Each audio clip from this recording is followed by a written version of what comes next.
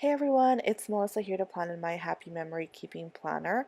This week I decided to go for a yellow theme to match all of the sunshine that's been happening in my neck of the woods. But first I'm going to go ahead and lay all of my photos down. I'm laying down the photos based on the storyboard that I had created earlier in pencil.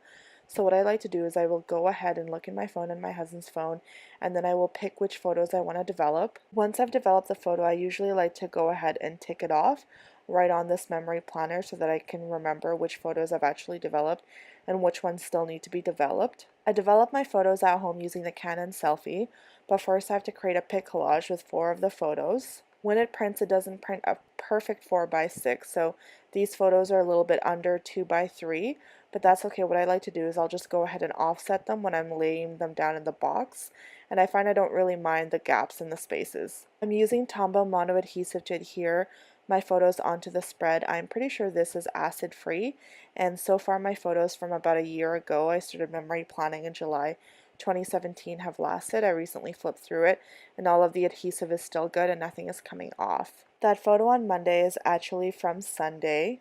I don't really take a lot of photos during the week, especially Monday through maybe Thursday, so sometimes some photos do leak from a previous week onto the next week's spread. I try not to do this, have photos from previous weeks or other weeks into a current spread, but sometimes it happens because I really don't take a lot of photos earlier in the week and I do want to fill up my spread.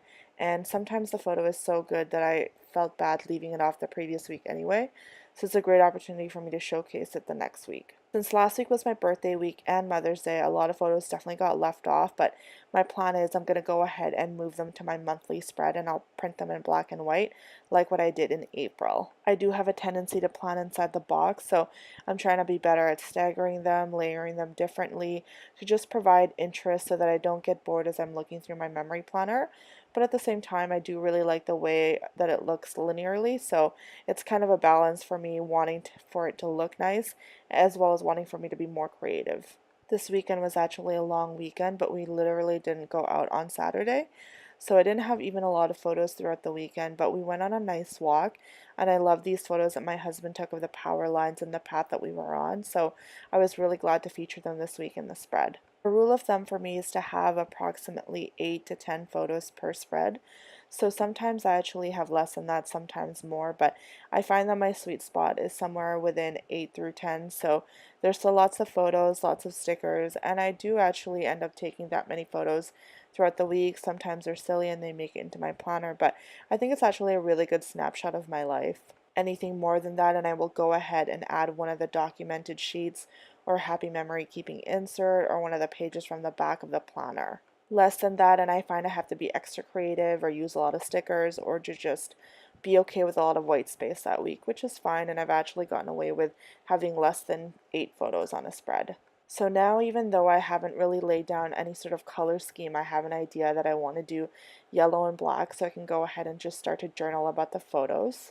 I love that Rumi quote so much. It pretty much describes how I want to feel about life, and that's this moment is all that there is, and I meditate and I try to really think about that the present moment is really all that we have.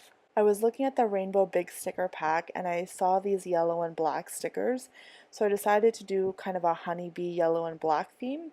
Funny enough, my name actually means honeybee in Greek, although my mom did not name me for a honeybee. She actually was watching a TV show and she saw someone named Melissa with really beautiful hair, so that's why she decided to name me Melissa too.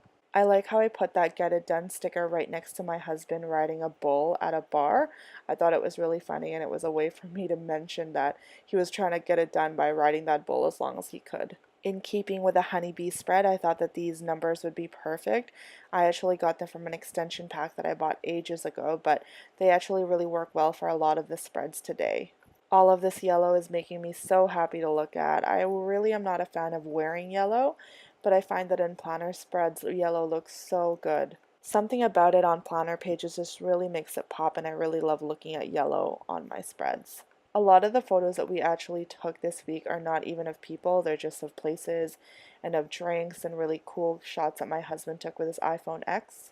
So this captured sticker is really perfect to use this week, and I wanted to talk about that in my caption as well, how he's been using the portrait mode and how good he's been getting at taking still shots of things. I'm using these bullet points from the Rainbow Big Happy Planner sticker book. In the past, I've actually also used icons for this purpose, sometimes big candy hearts like I did for Valentine's Day. It's a way for me to kind of tie the entire theme together by using either colors or specific icons to just really bring a theme together depending on what I'm going for. So if I'm going for a seasonal theme, I'll go ahead and use Easter eggs as bullet points. This week I decided to go for yellow and black. So I'm using these little yellow circles to denote where I should be writing on the spread itself, just to mark off a place for me to journal. So on the left side of the spread, I'm actually going to be captioning all of the photos in this line box. So I will go ahead and do that by using 3 circle yellow bullet points, all coming from the Rainbow Stickerbook. I don't really feel the need to caption right next to the photo. For example, it's not going to be right next to that photo on Wednesday, but that's okay. I figure as I'm reading this box, I'll be able to figure out that I am in fact captioning that photo, for example, on Wednesday. So for me, it's important for me to journal and to have everything down on paper before I really start going for broke with the embellishments. My goal has been to leave one empty box on both sides of the spread, not on the same row, usually on opposing rows, so one on the top row and then another one on the bottom row or on the middle row, but definitely not on the same row.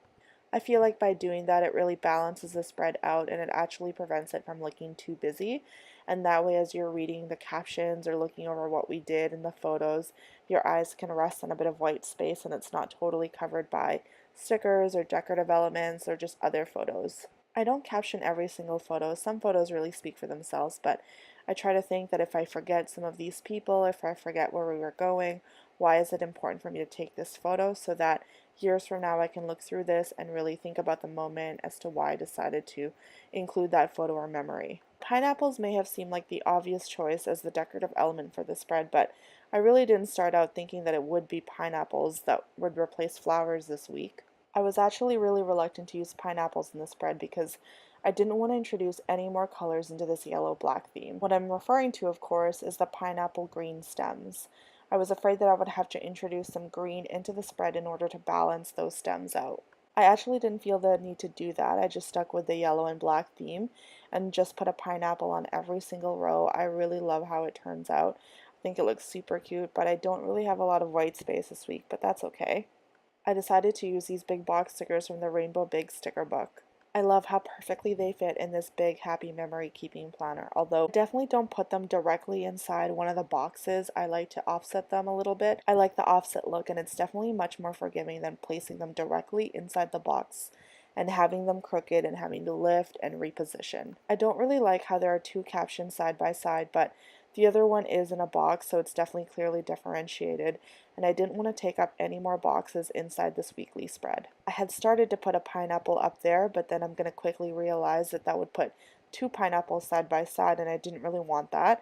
I wanted to have one on each and every single row. I was actually really happy to figure out that I would get to have this empty box because I'm trying to have much more white space in all of my planners, but especially in the happy memory keeping one. Since the beginning part of the week is far less busy, I thought it could use another pineapple on Wednesday. And I think that pretty much finishes the spread. If you like this video, please click like, and I hope you'll subscribe.